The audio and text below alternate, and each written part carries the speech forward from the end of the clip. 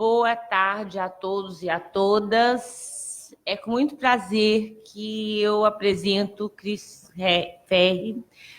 O Cris é um evangelizador do Parlamento Aberto, do Governo Aberto. Ele criou o Laboratório Hacker da Câmara quando isso era uma novidade na administração pública federal, que de lá para cá um monte de gente criou também. Eu conheço da parceria para o Governo Aberto, onde trabalhávamos juntos nos planos de governo aberto lá no âmbito da CGU. Então, eu vou pedir ao Cris que ele se apresente e que conte a sua história. Por que eu convidei o Cris? Porque ele é um inovador, porque ele tem essa pegada de desenvolver o potencial humano para a inovação, e eu acho que é muito adequado ao Arquivo Nacional, aos arquivos de maneira geral, porque pela nossa atribuição de preservar a memória, de fazer custódia da documentação, nós temos um trabalho muito convencional e a gente tem que, obviamente, de continuar fazendo esse nosso trabalho, mas, às vezes, nós podemos fazer esse trabalho dentro de uma perspectiva mais inovadora, atendendo aos anseios da administração pública federal. Nós precisamos ser um prestador de serviço à sociedade e também à administração pública. Então, eu acredito que o que nós vamos ouvir hoje do Cris é o que vai ser são informações boas para o nosso momento e para a nossa instituição. Muito obrigado, Neide. Boa tarde a todos e a todas. É uma honra estar aqui, né? Nós estamos aí, e confesso que eu conheço pouco o arquivo, mas pelo pouco que eu conheço, eu sei desses maravilhosos tesouros, né, da nossa história, da nossa memória, que estão aqui abrigados. O que eu vou falar aqui hoje, gente, vou usar a minha experiência com inovação num ambiente muito diferente, que é o parlamento, mas também trazendo outras experiências de outras instituições públicas, e algumas privadas também, de forma que vai ser útil para qualquer outro processo de trabalho. Eu não sei se a gente pode baixar um pouco o tom aqui do microfone, que eu estou sentindo uma leve microfonia. Por favor. Mas nós vamos poder também usar essas ferramentas, essas ideias, em qualquer processo que a gente trabalhe. Então, a contribuição que eu espero dar aqui hoje é no sentido de como é que você pode trabalhar um pouco esse seu potencial de não só pensar a inovação, mas também de realizar, de incrementar a inovação em qualquer área, até fora aqui do arquivo das suas funções como, né, como aqui funcionário do Arquivo Nacional. Vou falar de algumas tendências aí que estão acontecendo no mundo. A gente, né, tá todo mundo muito tonto, né? Tá todo mundo muito confuso. Tem até um desses pensadores aí do mundo corporativo que diz o seguinte, que se você não está confuso, é porque você não está prestando atenção. Então, estamos todos muito confusos. É um mundo de muita confusão, né? Por que a gente foi escolher nascer nessa época, né, Neide? Que loucura. E o meu papel aqui é um pouco de curador. Um pouco, né, vou fazer aqui talvez uma síntese, um apanhado de algumas ideias e movimentos que estão acontecendo, porque afinal nós não temos tanto tempo para ler, para pesquisar tudo que a gente gostaria. E muitas vezes, quando a gente é bombardeado pelas redes sociais ou informações muito rápidas e superficiais, a gente não consegue ter uma visão um pouco mais panorâmica das coisas, a visão da floresta. Tá? Esse é meu objetivo aqui, um pouco ambicioso, mas eu vou tentar. Eu vou assistir lá de baixo. Pois não, tá? Fica à vontade. Pessoal, eu entrei na Câmara dos Deputados com 18 anos, muito cedo. Né? Tudo que eu queria, eu sou servidor de carreira, era ganhar um dinheirinho para eu fazer meu curso de Direito, e depois eu queria ser juiz. Depois eu fui mudando, e juiz foi a última coisa que eu quis ser na vida, saí da carreira do judiciário, fui me apaixonando pela área política e etc. Fui ficando e já estou lá há 26 anos. E agora vou ficar mais uns 40, né? Aí com a nova reforma. Bom, ainda bem que a gente gosta do que faz, né? E tem que gostar muito, né? Mas eu comecei nas comissões lá da Câmara dos Deputados, na Comissão de Seguridade Social e Família, uma comissão muito social. Depois eu fui para a Comissão de Justiça, a comissão que faz o controle de constitucionalidade, as comissões mais importantes da Câmara. Depois eu fui secretário da Comissão da Amazônia. Quer dizer, eu peguei ali um pouco o coração do processo legislativo.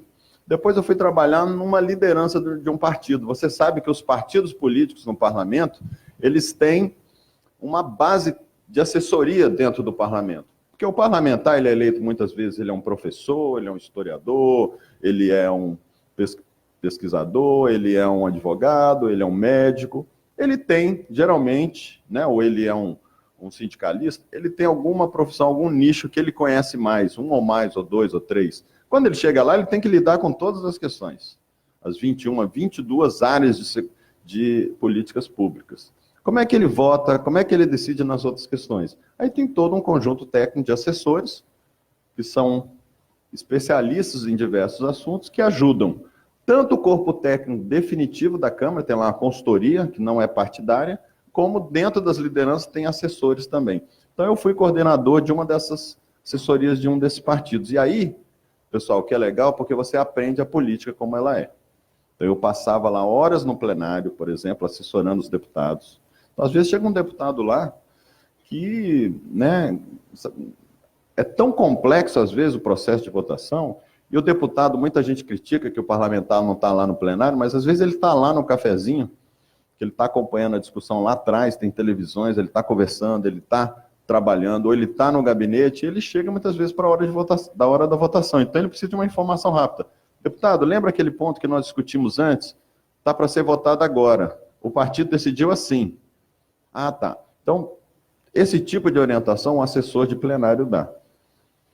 Também, gente, eu participei muito das reuniões de líderes. As reuniões de líderes são aquelas reuniões onde toda semana o presidente da Câmara reúne com os deputados, com os partidos, com os líderes, né? Senta numa mesa grande lá na presidência. Pessoal, o que nós vamos decidir essa semana? O que dá para fazer? E aí entra uma coisa muito boa da velha política. Que é o quê? É a capacidade de negociação. O que nós podemos aqui, nessa semana, o que dá para passar? Por quê? Porque se for partir para a briga, dá muita confusão. Por quê? Demora-se muito. A maioria ganha, mas com um preço muito alto. Por quê? Porque o processo legislativo brasileiro, ele dá muitos poderes para a minoria. Então, dá para adiar uma discussão, uma votação até um infinito. Infinito não, mas se demora muito mais. Se a reforma da Previdência passou nesse parte final até mais ou menos rápida, porque houve um acordo. Então, claro, um acordo não quer dizer você tirar suas diferenças, mas é você ter um certo nível de consenso em alguns pontos, ou de pelo menos de forma de debate, que isso permite avançar muito bem. Isso é uma coisa da velha política que eu vi acontecendo e aprendi muito. Depois de muitos anos trabalhando com isso, aí eu me cansei dessa parte toda da política. Fui fazer um mestrado na Inglaterra em políticas públicas. Quando eu voltei, eu estava com a cabeça virada, Neide. Eu falei assim, não, agora eu quero trabalhar na gestão. Quero trabalhar com inovação. E comecei a ver o que a gente podia fazer de inovação. E, claro, o parlamento, naquela época, em 2005, 2006, era muito criticado. Como sempre foi criticado, e como a professora Cristina Bandeira, uma das maiores especialistas em parlamento no mundo, fala, olha, os parlamentos são destinados a serem criticados. Não adianta, você não vai encontrar nem na Dinamarca um parlamento que não é bastante criticado. Isso faz parte do processo democrático. E é uma prova de que ele é aberto. Bom, aí eu passei a refletir sobre como o parlamento foi criado e como ele poderia ser. E agora eu vou pedir licença para vocês, vou passar ali para o púlpito, porque daí eu posso ver a minha própria apresentação. E aí eu comecei a estudar, pessoal, e comecei a engrenar num doutorado. O doutorado, ele tinha um programa lá da Câmara, e eu fiz ele parte dele na Universidade de Harvard, num instituto lá dentro destinado à inovação e governança democrática, chama Ash Center for Democratic Governance and Innovation. Enquanto eu estava lá, eu comecei a estudar inovações democráticas. E uma das reflexões que eu fiz... Deixa eu ver aqui agora sim. Pronto, eu que estava apertando o botão errado. Se a gente volta ali na origem, no começo do parlamento, há 300 anos atrás, coisas assim, o cidadão daquela época, ele é muito diferente do cidadão de hoje. Nessa época, o cidadão, ele não tinha muita informação sobre os projetos de lei, sobre como funcionava a política, ele não podia interagir muito com o parlamento. Então o pessoal defendia, inclusive, um pensador inglês, chamava Edmund Burke, defendia o seguinte: olha, cidadão, deixa que eu trabalho, você votou em mim, muito obrigado, agora deixa que eu faça o meu trabalho. Não me incomode. Nesses 4 anos aí, eu vou fazer meu trabalho assim como você que é médico faz o seu. Se você gostou do meu trabalho, você analisa o que eu fiz de bom nesses 4 anos e vota em mim de novo, vou agradecer. Se não, sinto muito. Então não tinha muito como o cidadão participar do processo legislativo, participar do parlamento durante o mandato, a não ser só no processo eleitoral. Bom, mas o mundo mudou de lá para cá. O cidadão atual, ele é muito mais conectado. Ele tem 3 coisas que o cidadão daquela época não tinha. Primeiro, informação. A informação virou uma commodity. Segundo, comunicação. Todo mundo tem o que o professor Manuel Castells diz, poder de comunicação em massa. Dependendo das suas capacidades, da sua capacidade de comunicação, você hoje tem instrumentos para ser um comunicador em massa, sozinho, como muitos são. E a terceira coisa é a tecnologia. Então, também você tem muito mais acesso à tecnologia que você não tinha nessa época. Com mais tecnologia, mais comunicação e mais informação, nós temos aí um cidadão, um smart citizen, um cidadão esperto. E será que o Estado está também smart? Então, quando a gente usa no nosso celular aí, que dizem que o iPhone 3, nós já estamos no iPhone, não sei, 10, alguém tem iPhone? iPhone 10, 11, 9, né? Diz que o iPhone 3 ele já era mais poderoso que o computador que a NASA tinha em 69, que quando estamos fazendo 50 anos agora, quando botou o homem na Lua.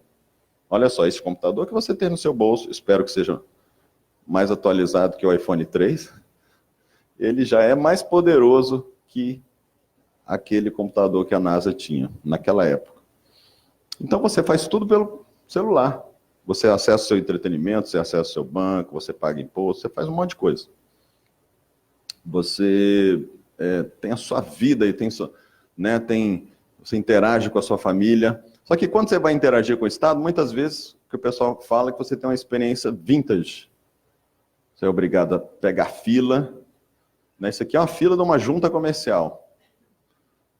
Ele tem que pegar fila, tem que pegar senha, muitas coisas não são digitalizadas. Então, a Catherine Brace, que é uma hacker cívica americana, ela sintetizou muito bem o momento. Eu acho essa frase genial. Cidadãos usando ferramentas do século XXI para falar, o governo usando ferramentas do século XX para ouvir, e processos de trabalho, olha só, do século XIX para responder. Olha, essa percepção é geral no mundo. Quem que é o número 1 de governo digital no mundo? Dinamarca. Número 2, Austrália. Aí tem Estônia, Finlândia, aí vem. Mas, sobrando os mortais aí do planeta, grande maioria, nós temos esse problema aí. Precisamos nos modernizar. Bom, e aí, voltando à questão do parlamento, eu desenvolvi meu doutorado, então, nessa área de modernização do parlamento, tornar o parlamento mais aberto e mais digital, e basicamente são 2 frentes que a gente trabalha.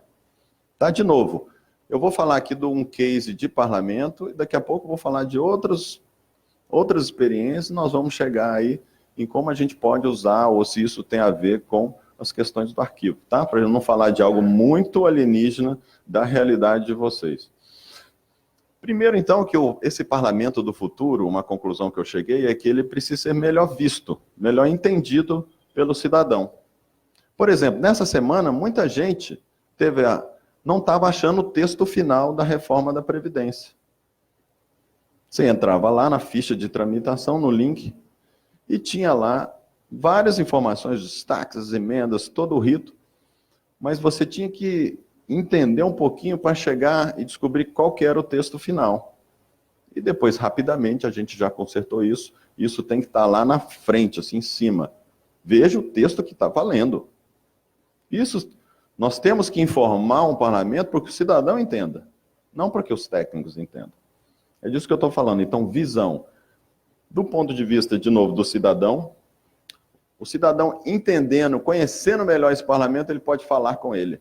Por isso ele pode emitir a sua voz, e esse parlamento, então, tem que receber essa voz. Tem que, então, ser um parlamento aberto à inteligência coletiva, que é o mote da nossa conversa aqui hoje, né? Como é que, então, no final das contas, o nosso tema aqui de debate hoje, gente, como é que as instituições públicas podem absorver a inteligência coletiva para vários dos problemas que a gente tem que enfrentar aqui e melhorar o nosso serviço e melhorar a nossa instituição. Bom, em 2008, 2009, essa percepção resultou nesse projeto, o programa E-Democracia da Câmara dos Deputados. Ele está fazendo 10 anos.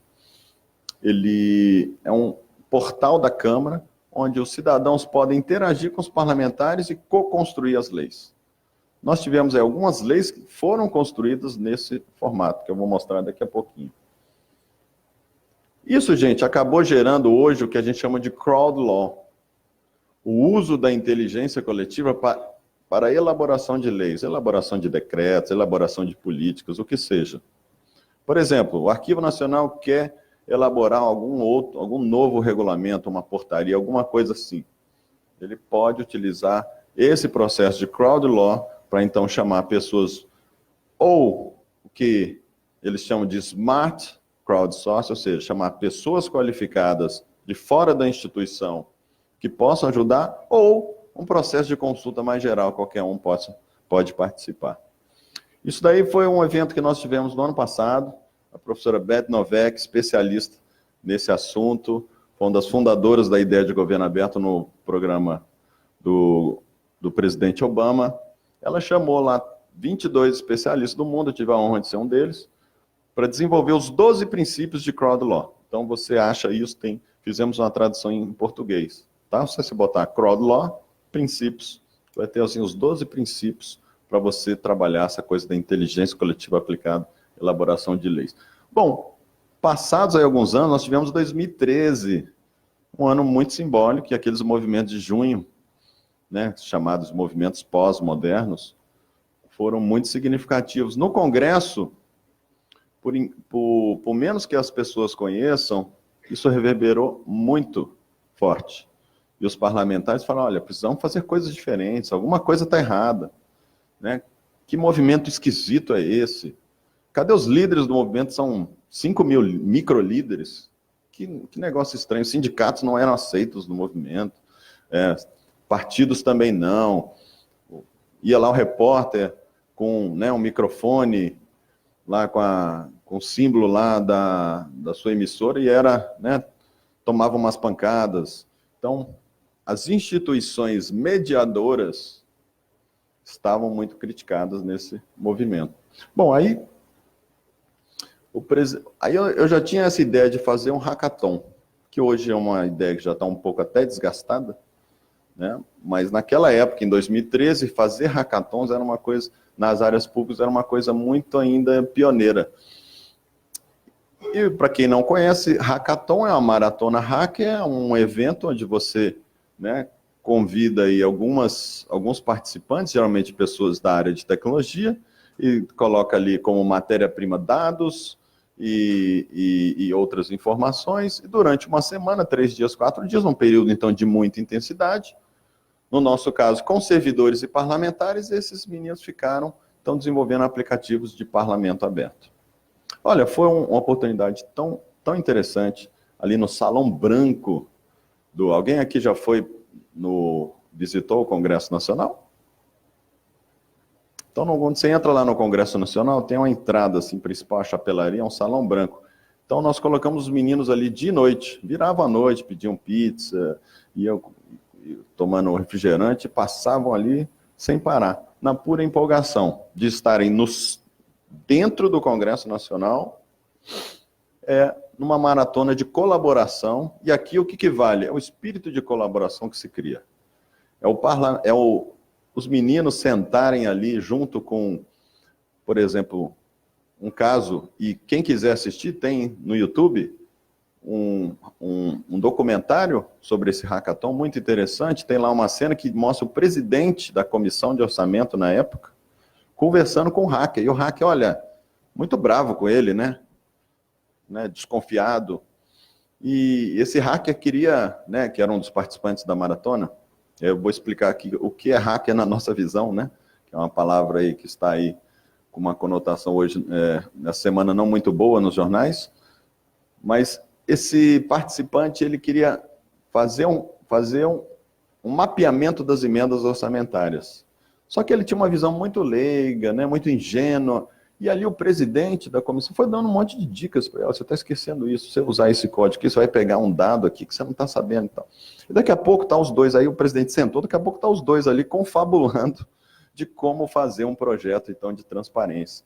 E aquilo simboliza muito o espírito de um hackathon, que é a colaboração, você criar uma sinergia.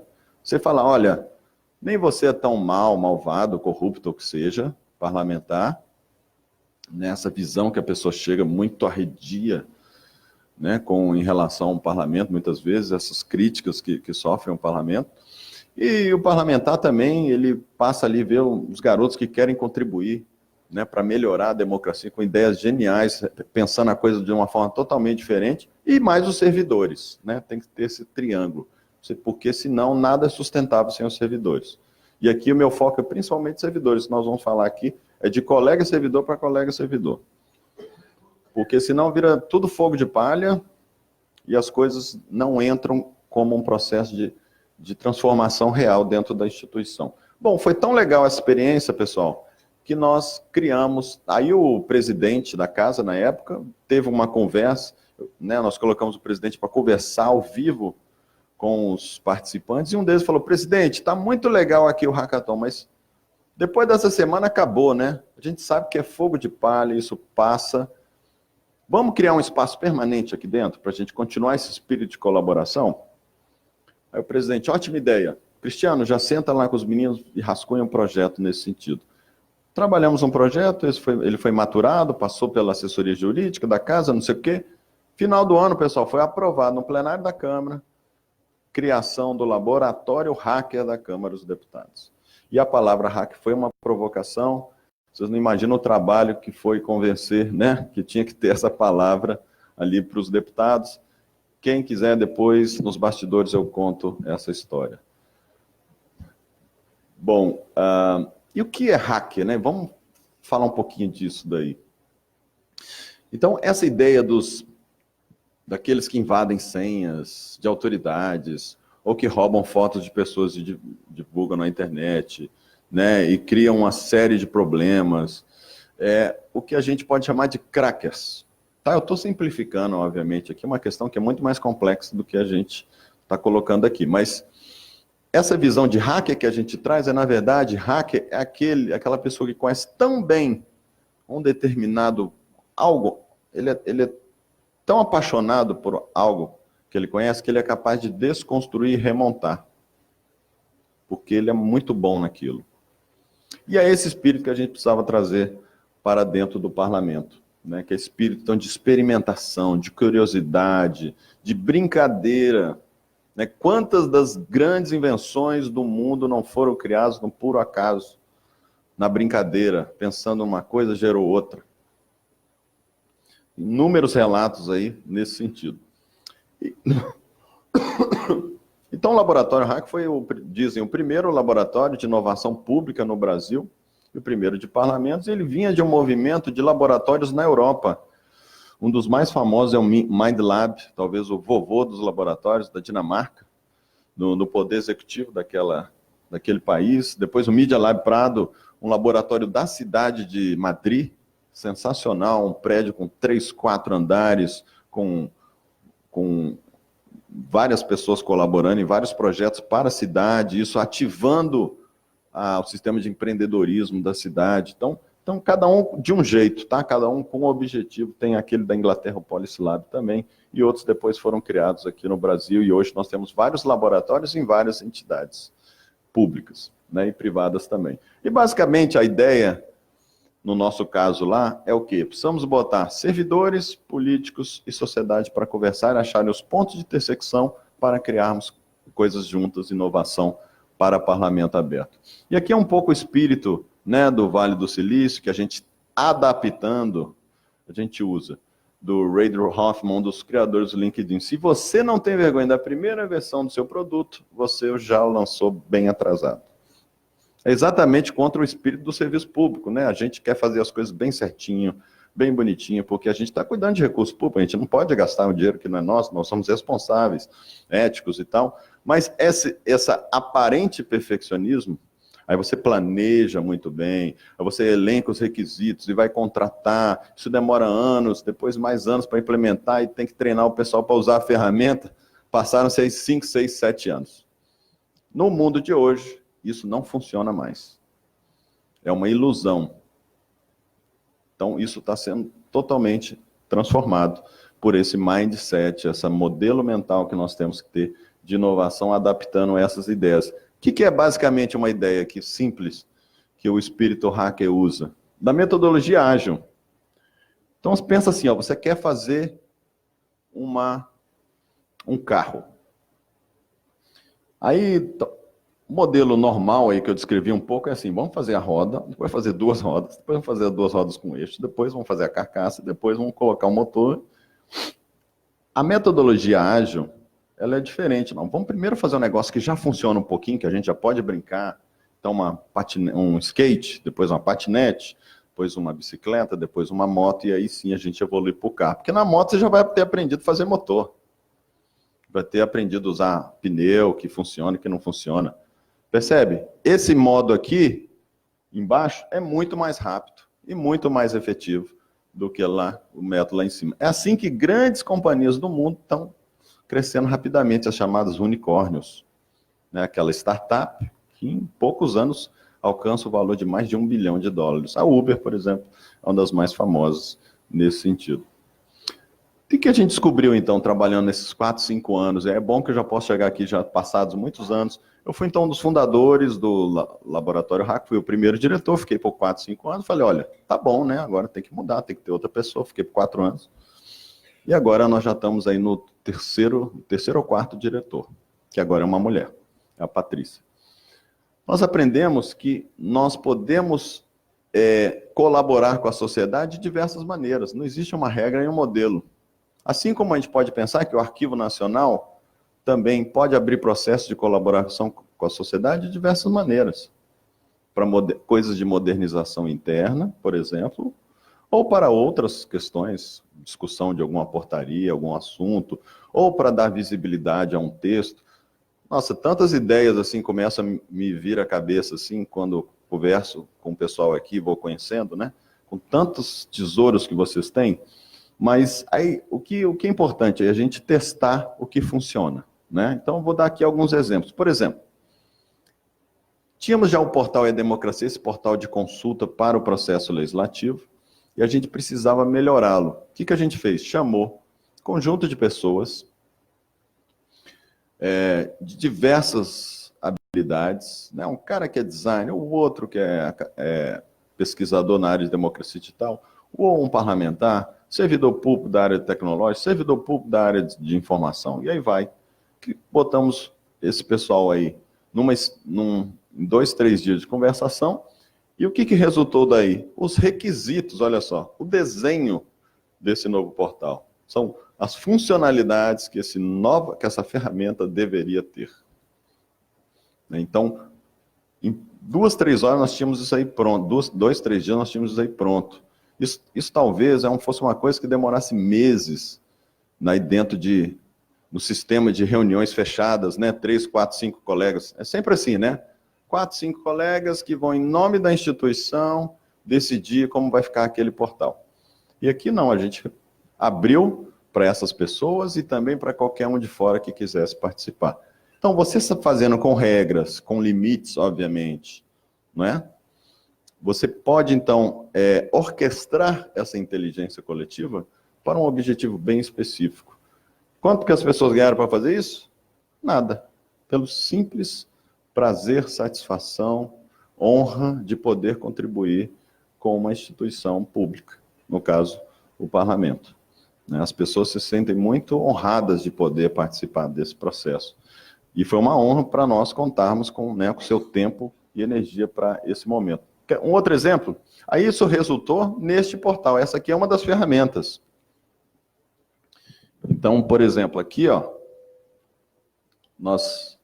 isso aqui é as audiências públicas que acontecem nas comissões lá da Câmara. Todas as audiências são transmitidas pela internet ao vivo.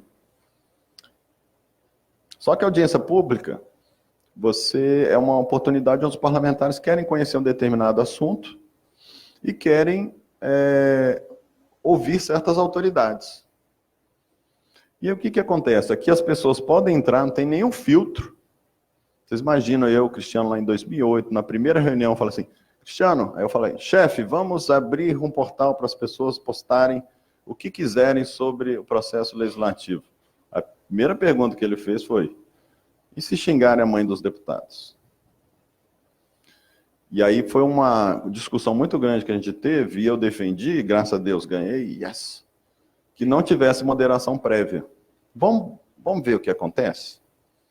As pessoas podem entrar, então, no chat e começar a discutir diretamente com os deputados, sem filtro nem nada, bota só um e-mail e o nome e começa a discutir. Pessoal, sabe qual o percentual de palavrões que acontecem aqui? Olha, eu não sei dizer, porque é muito ínfimo, é menos de 0,00001%. Era um medo que as pessoas tinham que não aconteceu. Agora, vai no mesmo chat, com o mesmo vídeo no YouTube. Pau quebra. Por quê? Porque aqui eles estão no ambiente institucional, as pessoas se comportam melhor assim. Além disso, nós colocamos aqui no nosso algoritmo uma regrinha que diz o seguinte, sempre que tiver um palavrão, transformar o palavrão em coraçãozinho. Então, quanto mais ódio o cara mostra, mais amor ele mostra, ele para. Então, você também vai entrando com o processo de educação, né, e desenvolvendo o código de uma forma mais cívica do que a forma como acontece nas redes sociais. Isso aqui, então, foi resultado daquela nossa conversa lá. Estou apertando o botão errado aqui.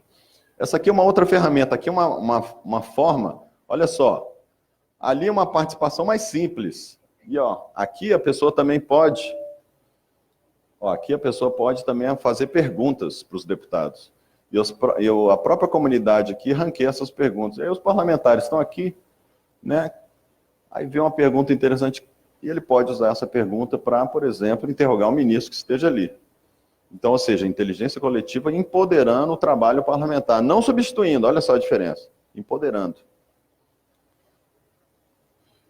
E agora, aquela participação ali é mais simples. Qualquer pessoa pode entrar lá e tirar uma dúvida.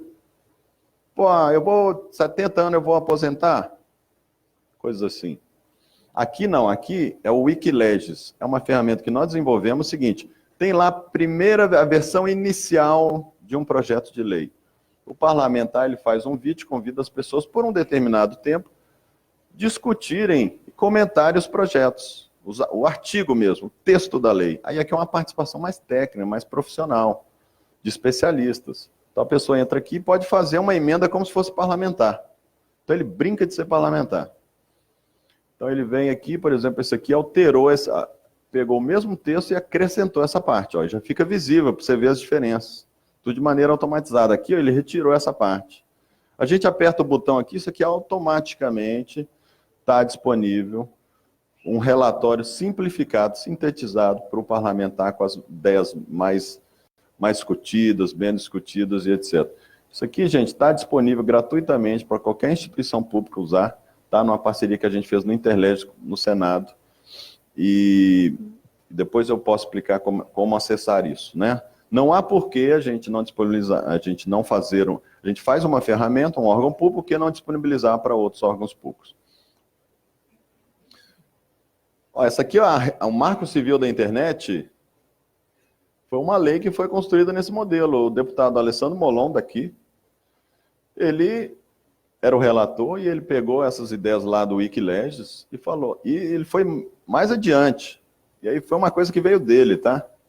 Ele falou, olha, eu vou agradecer aqui o Marcelo Saldanha, que ajudou a desenvolver o inciso 6 do artigo 2º da lei. Então, ele colocou o nome lá do Marcelo e de outros que contribuíram, cidadãos comuns, que estão lá com o seu nome num relatório oficial de uma lei, de um projeto de lei que foi aprovado e virou lei.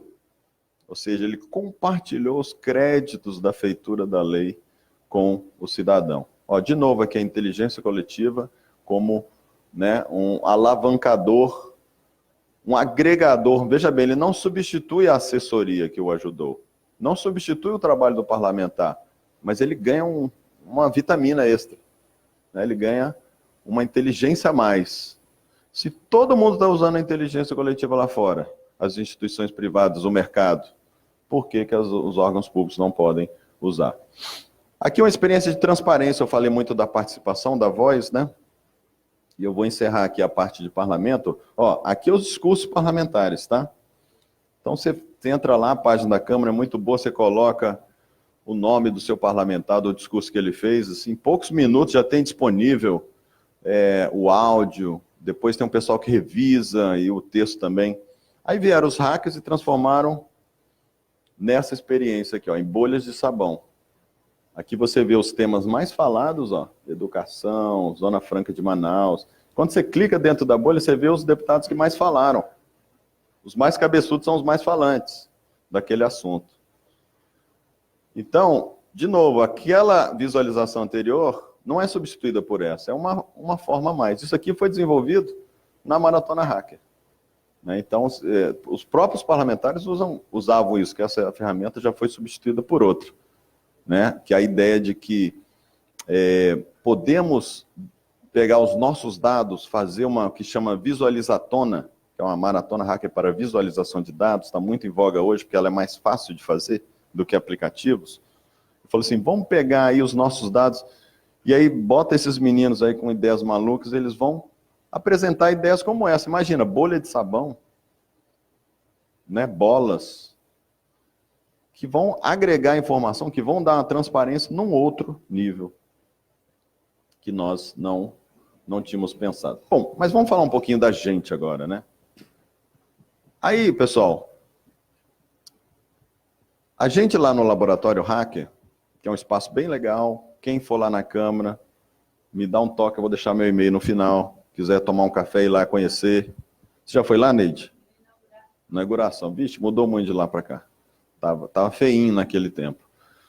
Mas para vocês conhecerem, verem lá o trabalho, é muito legal, tá? Me dá um toque, eu agendo uma visitinha. Não depende de marcação de visita, mas eu marcando é melhor, que eu posso ir lá e bater um papo mais profundo com vocês. Muita gente, então, desde então, tem me procurado a gente para conhecer lá, pô, como é que vocês fazem? Eu não consigo inovar no meu setor. Eu não consigo fazer isso. Né? Então a gente acaba atendendo políticos, vereadores, gestores, servidores. E para fazer esse trabalho com alguns resultados, a gente teve que desenvolver algumas habilidades. Eu vou falar um pouquinho aqui para vocês. Que eu estava conversando ali com o pessoal, eu acabei depois transformando isso num curso, né? E é uma síntese, assim, um pouco, uma palhinha do curso que eu vou mostrar aqui para vocês, né? O que eu preciso para ser inovador? Lembrando, gente, de que em qualquer que seja a sua área, o seu conhecimento, e eu sei que o Arquivo Nacional é conhecido por pessoas de altíssima qualificação. Qualquer que seja a sua qualificação, se você, pelo menos, entender o que está acontecendo no mundo da inovação, você vai ver a sua área e poder agregar para a sua área, para o seu trabalho, de uma outra forma. E, pelo menos, entender também como é que a inovação vai chegar na sua área. Porque ela vai chegar, ela está chegando. E se tornar e se manter relevante no mundo de hoje. É muito perigoso, gente, no que está acontecendo, né? E o que nós vamos falar aqui é um pouco assim, como é que nós podemos ter o nosso modelo mental? E outro dia eu usei a palavra mindset, o meu amigo falou, não, cara, você está usando palavras hype, né? Modelo, mindset, que coisa feia. Para de usar essa palavra. Então, tentando traduzir, né? Como podemos trabalhar o nosso modelo mental para sermos inovadores ou pelo menos para entendermos a inovação quando ela estiver acontecendo às nossas voltas? E o segundo ponto, desmistificar a realização de inovação. Todo mundo pode ser inovador. Uma vez eu estava andando ali no congresso e encontrei uma colega de longa data. E ela, pessoa super competente, querida, de muito bom trato. E ela me encontrou e falou, Cristiano, que legal esse trabalho que vocês fazem no Lab Hacker. Nossa, eu fico tão emocionado de ver as coisas, coisas que eu nunca imaginei que vocês iam conseguir fazer, estão fazendo, que bacana e tal. E eu já fiquei de olho nela, né? Eu falei, então vem trabalhar comigo. Quero muito você trabalhando comigo. Ela tinha um perfil bem técnico da área de processo legislativo. Mas profissional excelente. Falou, vamos agora. Eu já peguei a mão dela assim, brincando. Ela, não, eu não. Inovação, isso é só para pessoas muito criativas, pessoas muito geniais, brilhantes. Na verdade, depois eu fiquei triste depois daquela história, eu não consegui convencer ela para vir. Eu fiquei muito triste, porque, na verdade, isso é um mito. Inovação se aprende. Você tem uma série, hoje, de ferramentas, de métodos, que faz com que a gente consiga desenvolver inovação e desmistifique a ideia de que, não, eu passei num concurso para ser um técnico, eu vou ser um técnico, não tenho que ser inovador, não tenho que trabalhar com inovação, doce engano. Porque daqui a pouco vai vir um robô, alguma coisa, vai mudar totalmente o seu trabalho, você vai ficar para trás. O terceiro ponto, pessoal, não adianta nada você estar com o seu modelo mental para inovação, você ter ferramentas, saber usar design thinking, por exemplo, mas se você não entende essas regras invisíveis da burocracia e da política, saber os atalhos. Você precisa conhecer isso daí para você achar os atalhos. Quer ver? Dar um exemplo. Quando a gente fez o hackathon, tinha pouco tempo para fazer. Tinha que desenvolver em 2, 3 meses. Aí nós fomos lá para o jurídico da Câmara. Jurídico, precisamos fazer um hackathon. O que é um hackathon? É uma espécie de atividade colaborativa que vai ter uns prêmios no final. Então, se tem prêmio, é concurso. Concurso, modalidade de concurso da licitação. Tem alguém do jurídico aqui? Estão escondidos. Aí ele falou, não, aqui é 7, 8 meses, a média é 1 ano. Não, mas o presidente, ele quer que lance em agosto, quer que lance em outubro. Outubro, no aniversário de 25 anos da Constituição, de 88. Aí o que aconteceu? Falou, temos que dar uma hackeada no jurídico. Vamos fazer coisas ilegais? Claro que não. Vamos achar as melhores formas dentro da lei de fazer as coisas. Então nós conseguimos um patrocínio que não era para um órgão público, foi pelo sindicato, Sindileges, para pagar os prêmios. Com isso, a gente pôde sair do modelo da Lei 8666. Como havia todo um processo de educação em volta de um hackathon, o que é muito importante, então nós oficializamos como um processo de educação, e foi mesmo, estou mentindo. E contratamos, inclusive, facilitadores, né, como professores e etc. E aí foi muito interessante, por quê? Porque daí nós não precisamos ater a Lei 8666. Foi um regulamento que nós criamos, junto com a comunidade, inclusive, com ampla transparência, etc. Conseguimos fazer, quase não teve recurso, deu tudo certo, tanto é que fizemos outros 2 depois, mais ou menos o mesmo modelo. Então, são formas de você entendendo as regras, inclusive das regras invisíveis, você achando os atalhos, ou seja, hackeando para conseguir fazer. Gente, eu tenho um monte de histórias dessas. Ah, Cristiano, porque você é um cara... Não, são coisas mesmo do pragmatismo que você tem que inventar para você poder fazer as coisas. Qual que é o outro caminho? É ficar chorando, é reclamando, botar a culpa no jurídico, a tecnologia não me dá apoio, eu sou o último projeto da lista da tecnologia, a comunicação não divulga os meus eventos. Essas desculpas básicas. O jurídico é muito conservador, o controle fica no meu pé, o gestor não quer assinar. Então, essas desculpas, tudo isso está melhorando, tá? Tudo isso está melhorando. Hoje tem a Lei de Defesa dos Usuários, Código de Defesa dos Usuários, de serviço público. O cidadão pode reivindicar que você seja inovador. Você não pode exigir para ele uma burocracia, algo que atrapalhe o direito dele de ter acesso àquele serviço público. Não, a culpa é sua, servidor, que você que tem que ser inovador. Agora isso está na lei. Aí agora o controle externo, o TCU, ele está pegando isso e fala, não, olha, agora você tem que ser inovador. Porque antes os órgãos de controle dificultavam a inovação. Isso era uma desculpa para o jurídico. Isso está mudando. Só que mesmo assim ainda está mudando lento, a gente tem que fazer. Ó, vamos falar aqui um pouco do cenário, né? Tem ideia de tempo? Alguém tem? Só para me falar um pouco. 3h30? Tá, então eu vou caminhar para a parte final e para a gente abrir as perguntas, tá?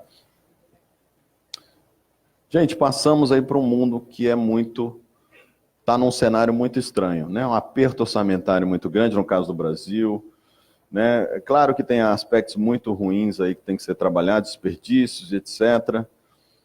Comparação constante, né? Essa mania que a mídia tem de comparar servidor com trabalhador privado, o tempo todo comparando. E o foco da mídia, principalmente em episódios negativos. Isso faz com que os políticos sejam pressionados para mudanças na área pública. Lá em Brasília, o tempo todo a gente ouve boato. Vamos criar avaliação de desempenho, vamos fazer demissão por desempenho, vamos tirar a estabilidade. Então existe uma pressão muito grande em cima dos políticos para ter mudanças dentro do serviço público. E, além disso, tem o próprio nosso futuro, né, a aposentadoria, a reforma da Previdência está sendo discutida, vocês estão acompanhando, estão querendo acabar com a estabilidade, a automação está chegando muito forte, eu vou falar disso um pouquinho. Vamos terceirizar muitas coisas, né? Não sabemos se o nosso salário aqui, se o poder aquisitivo do nosso salário vai ser mantido ou não. E também riscos de demissão. Em alguns casos, né, nos casos extremos de não cumprimento e etc., de certas atividades mínimas. Esse cenário, pessoal, que é muito próprio do Brasil, tá? Do contexto brasileiro, se soma a um contexto mundial também, e essa expressão VUCA eu gosto muito, tá? É um conceito aí bem interessante, que ele diz, olha, o mundo ele está cada vez mais volátil, ou seja, ele muda muito rapidamente, de forma imprevisível, ele é muito incerto, você não consegue, são tantas interações com resultados desconhecidos, ele é complexo, porque tem muitas partes, o negócio é tão complexo, tantas partes interconectadas, que muda muito rapidamente e você não consegue entender. E diferentes formas de interpretar a realidade, essa ambiguidade. Então, esse mundo VUCA, que é um conceito lá do sistema militar americano da década de 80, depois ele começou a ser muito aplicado para o mundo de hoje. Ou seja, um mundo muito estável, que a mudança é a regra. E que você não pode ser muito estanque. Você tem que ser meio ninja, adaptado a isso. O que fazer? Algumas coisas aí que alguns estudiosos têm recomendado. Primeiro, ter o espírito de bambu, resiliência. As mudanças vão e vem, o vento vai, mas você mantém. Ó, o bambu, ele mantém a base. A flexibilidade, ser ágil, diversificar conhecimentos. Eu hoje, pessoal, eu estudo coisas diferentes. Eu gasto a maior parte do meu tempo não estudando a minha especialidade, que poderia se chamar democracia digital, mas outras coisas que são importantes também. Eu não posso ficar sem estudar essas outras coisas. E coragem e força. Bom, eu queria passar aqui para mostrar alguns casos concretos, tá? Por exemplo, tecnologias. O segundo aspecto, Além desse cenário, então, mundial e brasileiro de muita mudança e etc., de mundo de inovação, as tecnologias disruptivas, essas tecnologias que estão afetando a nossa vida. Eu elenquei algumas delas aqui, né? A inteligência artificial, a queridinha do momento, robótica, Big Data, também Big Data com inteligência artificial. Isso tem muito a ver aqui para vocês, ó, que interessa muito aqui, ó, Big Data, inteligência artificial, tratar grandes quantidades de dados com inteligência artificial, realidade aumentada, blockchain, computação quântica, internet das coisas. Vou falar só um pouquinho rapidinho da inteligência artificial, que é a mais na modinha aí e que está vindo com tudo, né? A inteligência artificial é a capacidade de resolver problemas simulando a inteligência humana por meio de computação. Então você pode dizer assim, ó, aqui é um exemplo de que sempre que há padrões, o robô pode detectar esses padrões e facilitar, então, com que seja feito um trabalho que demoraria milênios feito só por humanos. Então, por exemplo, robô leitura de imagens, agora tem leitura facial. A China tem lá uma inteligência artificial de leitura facial que é capaz de ler o rosto das pessoas e identificá-las. Então, tem cidades na China que tem câmeras e que o sujeito joga o lixo na rua, tem punição, tem a multa. Então, as câmeras identificam aquela pessoa e já chega a multa na casa dele. E olha a identificação facial de chinês, hein? Quer dizer, deve ser muito boa mesmo. Excelente essa tecnologia. Aqui é a mesma coisa. Aqui é a mesma coisa, ó. Você, na verdade, você dita por, né, dá uma regra para o robô. Fala, olha, uma coisinha redonda com três bolinhas pretas aí, equidistantes. Então, deve ser um pincher ou um chihuahua, cachorro. E, obviamente, que vem com erros, ó. Então, isso está sendo lapidado, ó. Quando chega esse erro aqui, um muffin, então, o programador, ele fala, olha, tem que colocar uma outra regra para tirar isso daqui. E ele vai, então, ensinando a máquina. Isso chama-se aprendizado de máquina. E a ideia, então, da inteligência artificial é que ela seja tão poderosa que, além de fazer atividades muito simples, padronizáveis, ela pode fazer atividades com pouca padronização e até serem mais inteligentes que o próprio homem. E o que a máquina tenta aprender? Uma das principais faculdades do homem, que é o quê? A capacidade de aprender.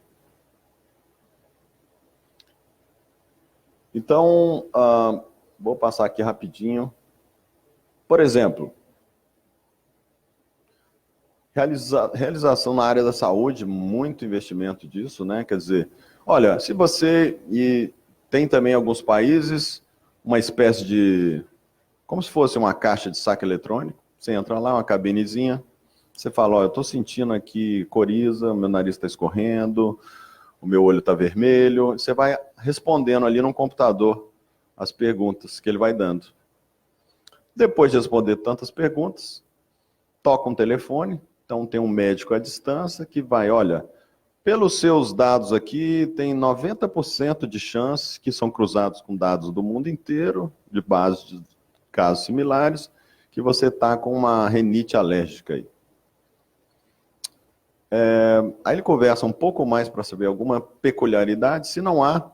Então, o seu medicamento você tem que tomar, é o Allegra D, e custa R$40, você só botar o seu cartão, e essa pessoa já sai com remédio que sai da caixa. Ela tem ali a caixa com os remédios mais básicos. Com esse nível de automação, de um exemplo que eu estou dando na área de saúde, isso está acontecendo em todas as áreas, poderia falar de outras áreas. O que você faz? Os casos básicos e padronizáveis, facilmente padronizáveis, você vai dando para a máquina resolver. E deixa para o humano só as coisas mais complexas. Então, por exemplo, no mundo jurídico, você está eliminando, aí o pessoal está eliminando os estagiários e os advogados júniores. que tem que fazer pesquisa de jurisprudência, umas coisas mais simples. Por quê? Porque tem robôs que já fazem isso. Já fazem um mapeamento de jurisprudência, botam um assunto tal, já mostra as súmulas, os acórdãos e etc., tudo de maneira mais inteligente. Até melhor do que o humano faria. Isso está chegando em todas as áreas. Né? E por isso que a gente tem que sempre estar de olho como é que isso pode se aplicar. Bom, vamos falar de tendências de governo? Existe uma série de tendências, pessoal. Né? Por exemplo, que o Estado tem que ser aberto, o Estado como plataforma, o governo tem que ser experimental, o foco no cidadão, citizen-focused government, ou seja, você tem que partir do cidadão e chegar no cidadão. Primeiro você vê o que o cidadão quer, entender o seu problema, depois você chega na solução. Quer ver um caso básico? Por exemplo, pega aquele cidadão mais humilde, a vida inteira ele trabalhou duro, conseguiu se aposentar, fez um pé de meia, pela primeira vez na vida ele vai viajar para o exterior.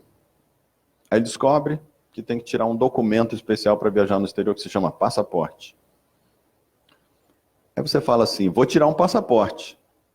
Pensa assim, numa pessoa que não conhece o Estado, ela não tem que conhecer, ela não tem que ter estudado direito administrativo, certo? Para tirar um passaporte. Ela vai falar, passaporte, quem emite passaporte, sei lá, Ministério de Relações Exteriores? Exterior? Não, é a Polícia Federal. Polícia Federal? Mas o que a Polícia Federal tem a ver com passaporte? É intuitivo? Não é intuitivo. Então, durante muitos anos, as pessoas tinham que estudar a competência do órgão para saber se os serviços que ele precisa estão naquele órgão. Você quer abrir uma empresa, tem que ir para um lugar que chama junta comercial. Eu falei, por quê? Eu não sabia disso. O cidadão ele não tem que saber isso. O que é a solução para isso? E esses governos aí que eu citei no começo da nossa fala aqui estão fazendo. Cara, você entra lá numa plataforma digital, diz o serviço que você quer e você vai ter ele na hora digital. Não precisa saber nem quem emite. Eu não preciso saber que é a Polícia Federal que emite o passaporte. Eu não preciso saber que é a junta comercial que abre uma empresa. Na Estônia, o cara abriu na minha frente. Você entra lá, você faz o seu login, você tem uma identidade única, faz o seu login, entrou na plataforma do governo, que é uma só. Não é que nem a gente, é a plataforma do INSS, a plataforma da Câmara, a plataforma da Polícia Federal, a plataforma, 150 plataformas, você usa 150 serviços.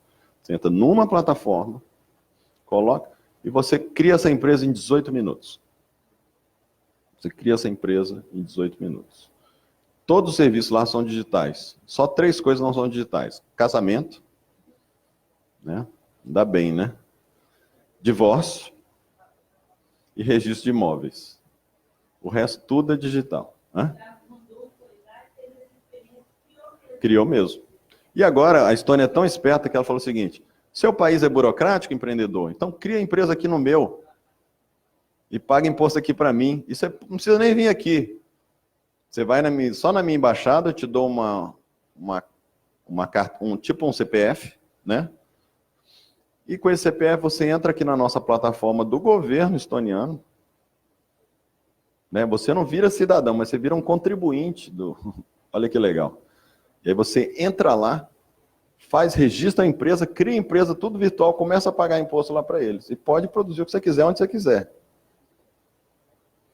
Aí começou agora uma disputa, uma guerra fiscal internacional para outros países querendo abrir isso, para atrair empreendedores do mundo inteiro. Né? Então, pessoal, eu acho que eu vou ficando por aqui, tá? Eu ia falar um pouquinho das ferramentas de inovação, mas conforme as perguntas de vocês, só uma palhinha assim. Então, existem as ferramentas de inovação que você usa para o seu desenvolvimento pessoal, como essa aqui, administração de tempo, que a gente dá no curso. Em meia hora você organiza o seu tempo, por exemplo. E depende tudo de uma terapia, que é esse método Stephen Covey. Muito interessante. E o do Design Thinking, ou seja, trabalhos em colaboração. Existem N, 300, 500 ferramentas, métodos de desenvolvimento de inovação, seja no nível individual, seja no nível macro. Eu tenho 3, 4, 5 aplicativos aqui que eu consigo trabalhar com as minhas equipes ou em outros projetos, tudo do celular, de maneira muito simples. Então, a gente também ensina um pouco como montar isso, né? Você pega um pacote, um kit de ferramentas, tudo gratuita. A partir de um processo de trabalho, você otimiza o seu tempo. Então, eu tenho assim, né, no celular você vai gerindo os projetos de maneira bem simplificada. E a coisa de hackear a política, a burocracia, que eu já citei alguns casos aqui, tá? Convidar vocês para conhecerem o meu canal. Então, muitas dessas ideias eu tento traduzir de maneira bem simples nesse canal, Cris Ferri, né?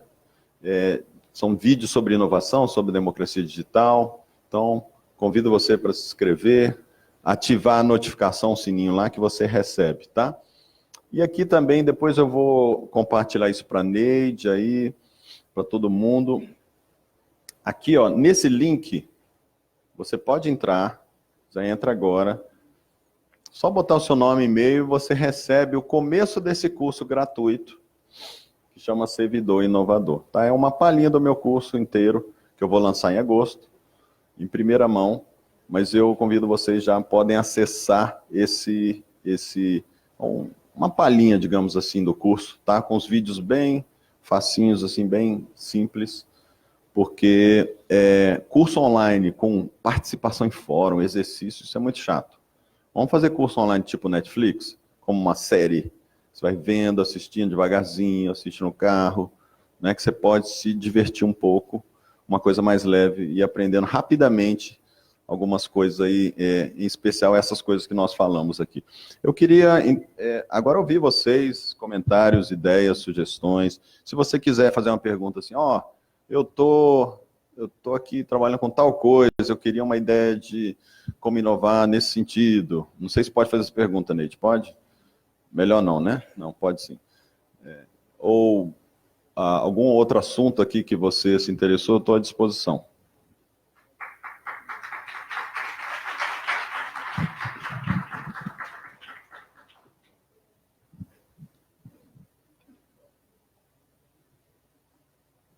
Pode fazer crítica também. Faz sentido o que eu falei?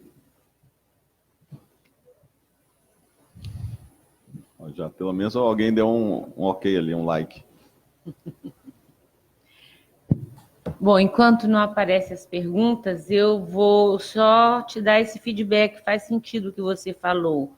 Nós estamos buscando transformar vários dos nossos serviços em serviços digitais. Não é porque, assim, não é uma iniciativa do arquivo isoladamente, é uma iniciativa do governo, né? Então, eu gostei muito da provocação que você me fez antes aí. Por que não fazermos um hackathon de digitalização dos documentos, né? Eu acho que a gente tem várias possibilidades de trazer o conhecimento coletivo para melhorar nosso site, para melhorar nossos canais com a sociedade, entendeu? O arquivo ele é muito demandado, nós temos uma média de utilização dos documentos que estão disponíveis digitalmente muito alta. Só que isso é uma gota d'água no universo que a gente tem para digitalizar. Então, o potencial de prestação de serviço do arquivo é muito grande se nós conseguirmos ampliar esse acesso, né? Então, eu vou pensar em algumas coisas mais concretamente e ver como é que a gente poderia convidar você para trabalhar conosco e nos ajudar nessa perspectiva de modernização, de digitalização de serviços e de melhorar também a nossa interlocução com os nossos parceiros. O arquivo, além junto ao Arquivo Nacional, funciona o Conselho Nacional de Arquivo. Nós somos responsáveis, o CONARC, pela política arquivística do Brasil. E a gente precisa aprimorar muito dessas nossas normativas, criar outras para realidades ainda não definidas, como, só para dar um exemplo aqui, por exemplo, o arquivo deveria recolher os sites da Administração Pública Federal. Além aí eu já estou mudando para um outro papel que o arquivo tem, que é o órgão central de coordenação de gestão documental e arquivos da Administração Pública Federal. Nós somos unidade central do SIGA, que é o sistema esse. Então, nós temos assim várias possibilidades de usar a democracia digital na construção de política, na construção de serviços, e eu acho que nós somos assim um universo bom para as suas atividades, seu trabalho. Que legal. Você me falou aí, eu vou citar um exemplo assim desse tipo de problema bem comum de um órgão público que tem uma necessidade enorme, na casa dos milhões, de fazer um mapeamento, alguma atividade, alguma coisa, por exemplo, digitalizar documentos. É uma necessidade enorme, que se você usar o método tradicional, talvez demore anos e seja muito caro. Lá no México, eles tiveram um problema, por isso que eu voltei com esse slide aí, e olha só como é que eles resolveram. Então, eram 30 mil ônibus da cidade do México, não sei se alguém já foi lá, uma confusão, uma cidade enorme, uma megalópole, 14 milhões de corridas por dia nos ônibus. E a Secretaria de Transporte lá da cidade não sabia, não conhecia todas as linhas direito, não sabia quais eram os ônibus, não tinha ideia de número de pessoas, não tinha esses dados. Era meio que impossível. Aí eles desenvolveram um aplicativo, né, que chama Mapeamento Colaborativo. Então, basicamente, olha só, colocou o próprio usuário para colaborar de forma gamificada e falou, olha, que hora que você entra, que hora que você saiu, foi até onde. Aí não precisa nem dizer foi até onde, porque o próprio aplicativo já rastreava o caminho que ele fez. E com isso eles alimentaram durante alguns dias, semanas, foram alimentando de base de dados e permitiram o mapeamento de todo o circuito de transporte urbano, né? Então, esse foi um Mapathon, foi um exemplo, entre muitos, né, de casos similares, que me parece muito similar ao problema, por exemplo, da digitalização, né? Como é que... E aí tem esse mecanismo, chama Amazon Turk, que como é que você pode botar, em vez de botar poucas pessoas para fazer milhares de coisas, você botar milhares de pessoas para fazer poucas coisas. Isso é muito mais eficiente do que a primeira forma. Ou seja, você vai dar pequenos incentivos. Então, por exemplo, tradução de textos, né? Quando você bota lá, por exemplo, alguns projetos de tradução de línguas, era assim, ó, você vai lá e traduz 1, 2, 3 palavras, 10 palavras, você vai ganhar 50 centavos com isso. A pessoa ganha um dinheirinho, né? Daqui a pouco ele traduziu 50 palavras, ganhou uns $10. Então isso para a pessoa era pouco tempo, ela fazia isso em 10 minutos.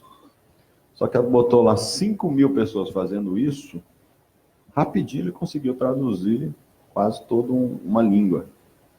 Isso foi aplicado, gente, para muitas coisas, no caso do terremoto, no Haiti, para a identificação dos corpos das pessoas, para vários outros processos de inteligência coletiva. É realmente o caso de, né, tentar definir o como, eu acho que tem que usar a própria inteligência coletiva para definir o como fazer isso, e depois fazer. Mas eu acho que tem muita coisa legal que dá para fazer. Conhece o Christian, bibliotecário da Câmara, que agora está na Secretaria de Cultura? Então, ele me convidou para um projeto que a gente vai fazer, um projeto de inteligência coletiva para os 60 anos de Brasília, o ano que vem. O Arquivo Nacional vai digitalizar uma coleção de 4 mil documentos sobre a construção de Brasília. A gente vai colocar num software aberto, onde as pessoas possam ajudar na descrição dos documentos, possam fazer upload de documentos parecidos, e a gente vai ter uma base de dados descrita, comemorativa, alusiva aos 60 anos de Brasília. Ainda não definimos os detalhes, não, porque já tivemos 2 conversas telefônicas, mas eu comprei a ideia na hora, a parceria que o Arquivo Nacional vai fazer com o arquivo do DF, que é o detentor dessas 4.000 fotos, e acho que vai ser uma experiência legal, que a gente, a partir dessa, podemos pensar em outras depois. Bom.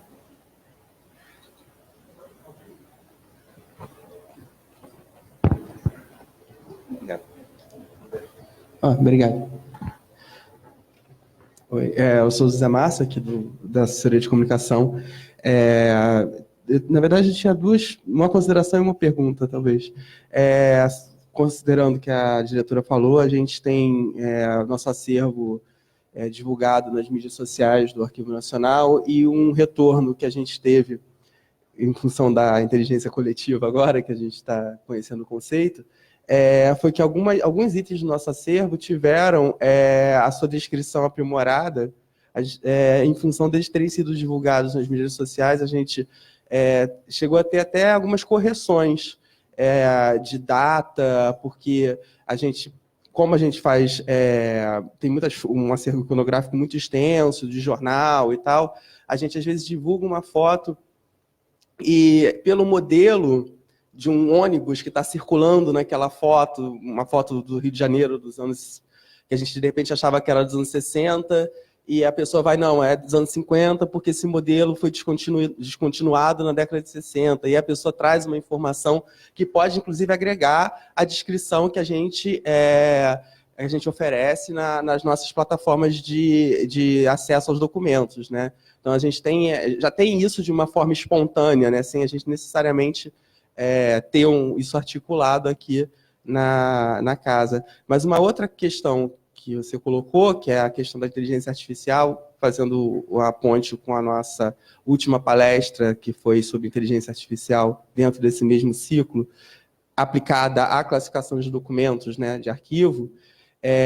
Uma coisa interessante que você colocou é que as tarefas simples podem ser automatizadas, mas as complexas também, e até que se chega a um ponto que, de repente, ou você automatiza tudo, ou qual seria a alternativa? A profissão do arquivista desapareceria, ela poderia ser totalmente automatizada, ou se pode se especializar em tarefas relativas à classificação de documentos que não podem ser automatizadas? Como é que seria isso um pouco nesse esquema um pouco específico do Arquivo Nacional? Legal. Acho que você traz uma questão aí, exatamente na questão, no ponto do futuro do trabalho, né? Então, muita gente defende que a automação deve ser feita, sim, quase sem restrição, porque, no fundo, ela gera depois novos empregos. Tá? Então, alguns desses defensores sempre usam o exemplo lá da criação do carro, da invenção do carro.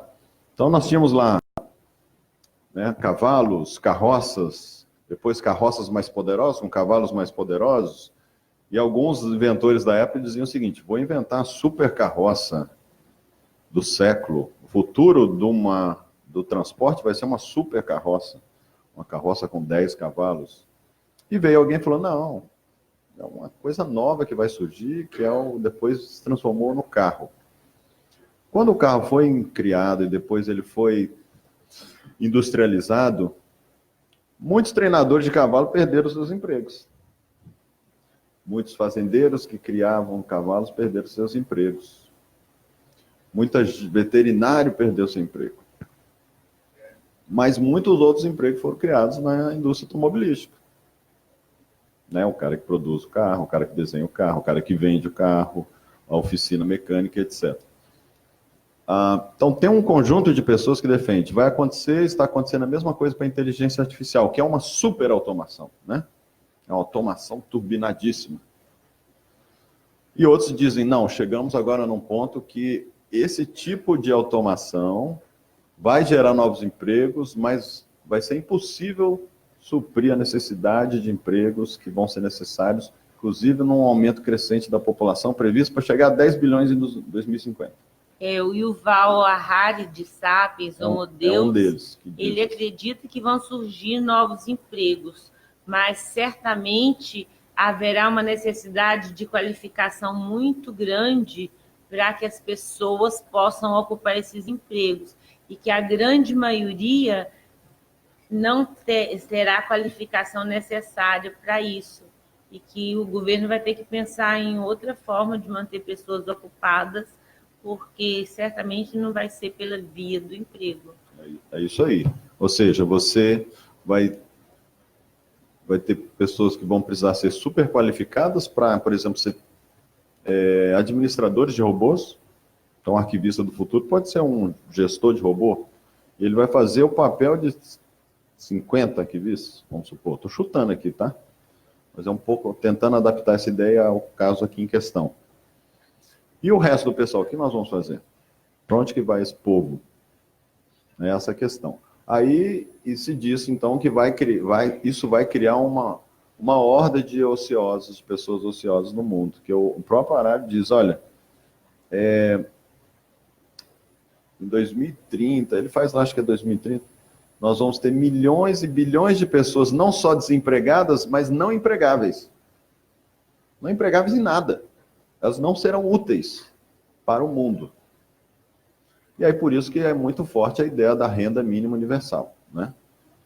E fala, então, olha, então vamos criar um sistema onde todo mundo no mundo poderia ter um mínimo de necessidade, né? E quem tivesse maiores habilidades ia poder contribuir com outras coisas e ganhar mais, etc. Né? É uma discussão enorme, mas é um pouco dentro dessa linha, né? Agora, pensando em escala, vamos por etapas, né? Assim, o que podemos automatizar, pelo menos para tirar aqueles trabalhos muito padronizados e muito chatos e muito difíceis, que são, na verdade, custosos para nós. Aí o robô amigo, né? Que traga aí para nós. E como é que a gente pode, então, pensar em, de repente, a palavra arquivista vai sumir, né? Vai ser uma nova coisa, uma nova função, muito mais integrada, né? Memória inteligente, sei lá. Para fazer a mesma coisa. Ou talvez para fazer a mesma coisa. Mas eu acho que é um ótimo ponto. E aí só para terminar, são duas coisas, né? Tem inteligência artificial e tem inteligência coletiva. Podemos usar as duas, às vezes até fundidas. A inteligência artificial ainda ela é muito incipiente, algumas coisas ela pode ser muito cara. Depende. Né? Vale a pena saber que startups, que organizações estão trabalhando com inteligência artificial que pode ser aplicada aqui nessa área. Acho que isso é interessante. A outra coisa é a inteligência coletiva também, para saber como é que nós podemos usar a inteligência coletiva para outras coisas, né? Eu queria usar a inteligência coletiva, Antônio, para digitalização de todo o acervo de filme da Kodak. Eu não sei como, mas era uma coisa legal se a gente pudesse contar com um monte de gente fazendo isso, só que não sei se tecnologia ajudaria, entendeu?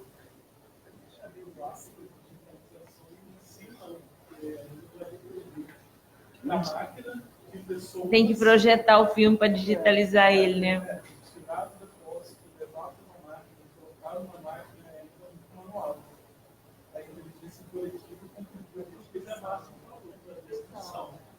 Não, mas às vezes a inteligência, no caso de digitalização, não é inteligência coletiva, é mão de obra coletiva. É. Mas vamos pensar isso depois. Então, eu agradeço ao Cris. Desculpa. Pode falar, Sérgio, rápido. por favor. Não, Sérgio Lima, do Arquivo Nacional. Então, assim, eu entendi essa perspectiva de se trabalhar em rede, né, nas corporações.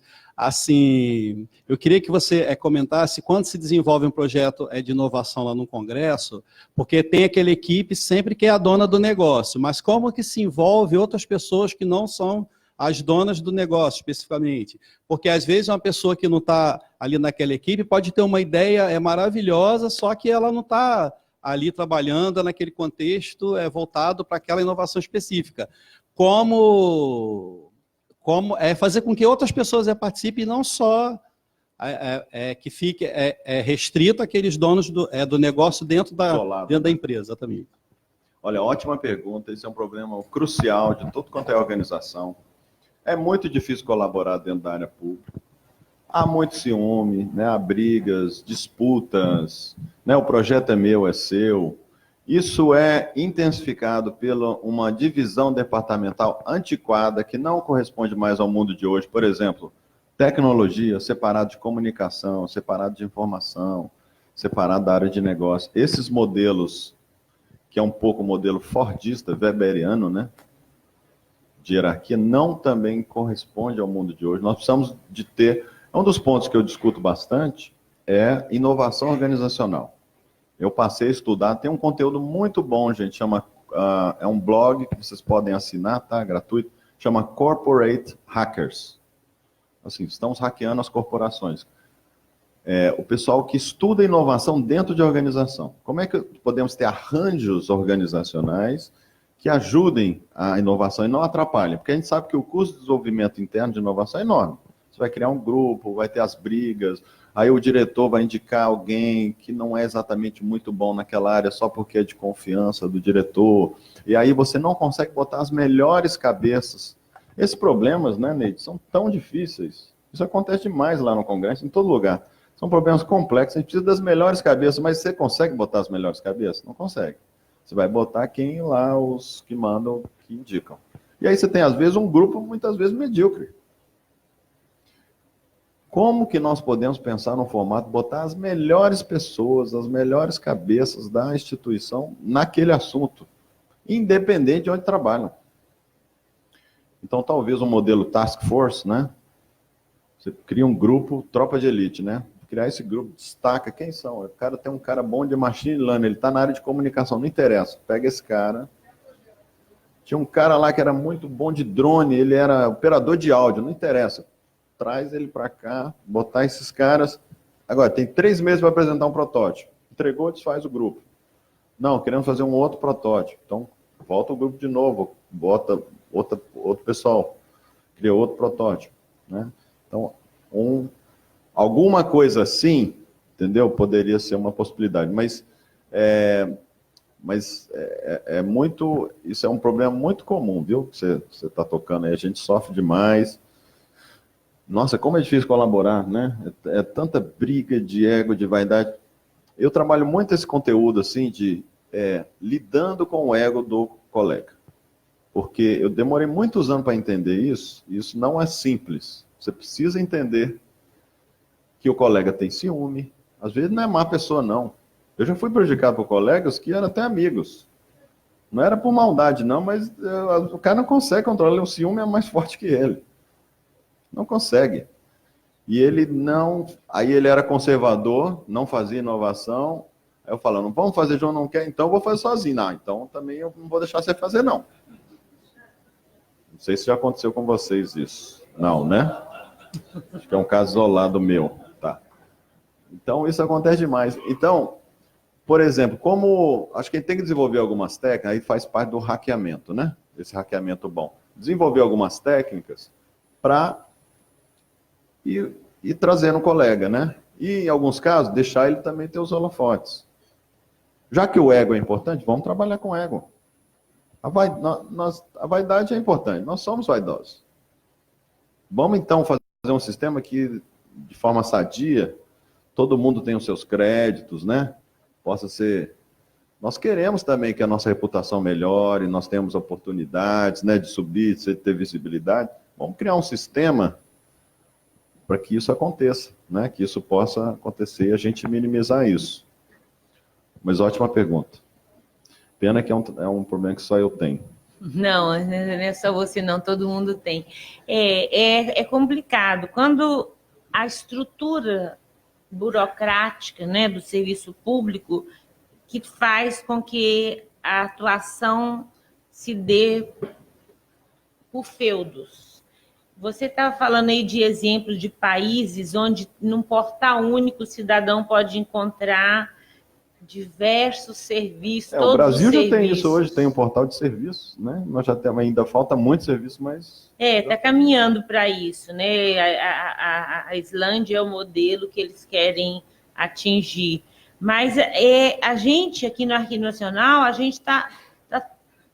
assim, o Brasil está longe disso, mas a gente aqui, nós temos uma infinidade de portais que é difícil para a gente aqui dentro conseguir pensar onde fazer determinada busca.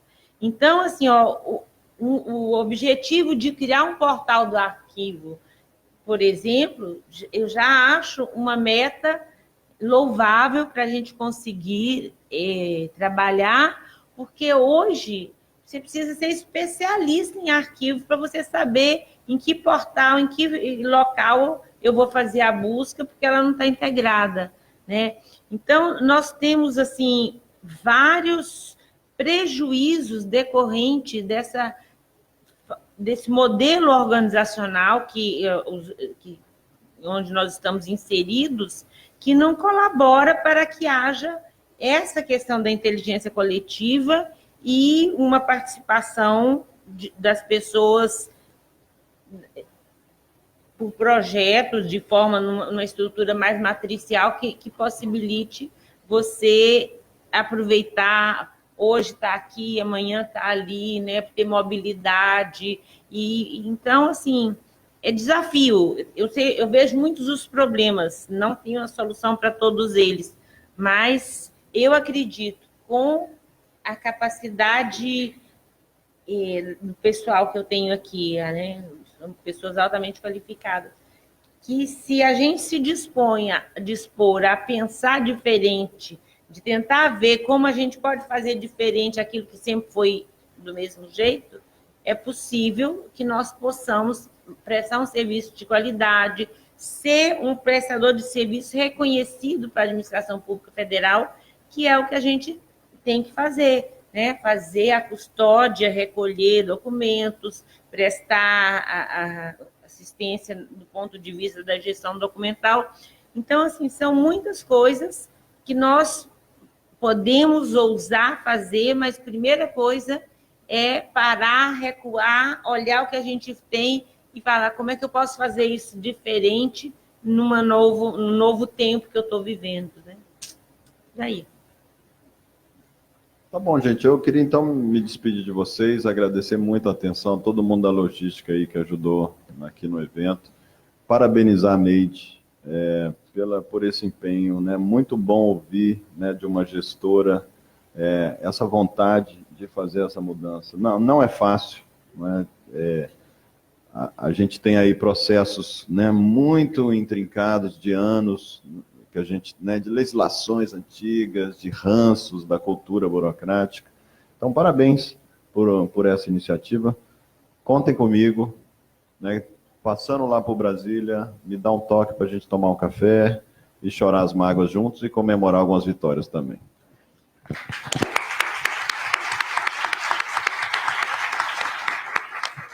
Eu agradeço a sua disponibilidade de vir aqui compartilhar conosco dos conhecimentos. Espero que você possa voltar e nos ajude nessa sua caminhada, na nossa caminhada aí de um arquivo aberto. Tá? Legal. Gostei, arquivo aberto.